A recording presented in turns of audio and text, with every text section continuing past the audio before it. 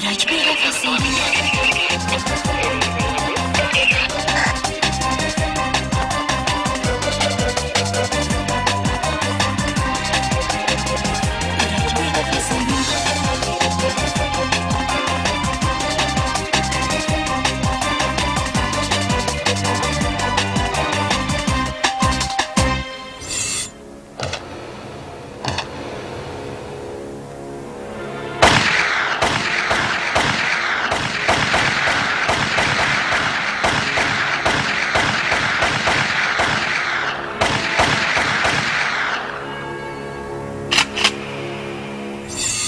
Benim bu sevgiye hakkım var desem de, ben senin ilk sevgin olmak istesem de, senden kalan ömrümü versen de, sen bütün hatireni silsen de, ben senin hele de onu sevdiğini bilirim de, ben seninle hoşbext görünsem de, ben sana onu etsem de, sen hele dönende dalmışsan görürəm.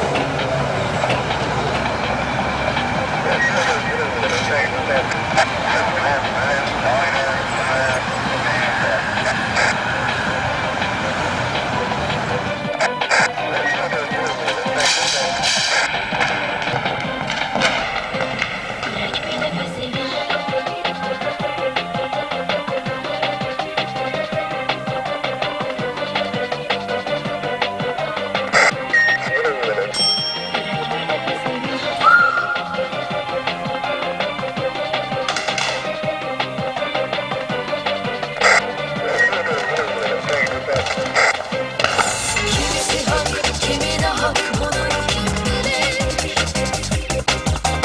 Mənə həyat, mənə ümid, mənə yalan gəlir. Səni ara qaldım, ora sorak saldım.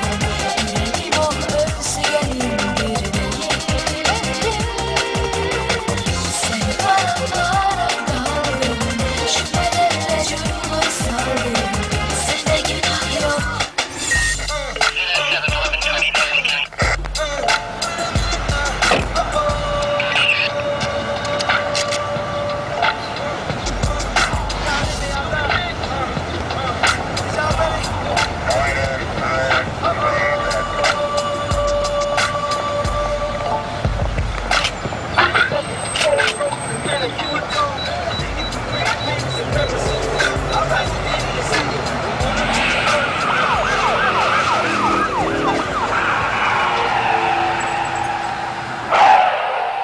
Ürək bir dəfə sevir.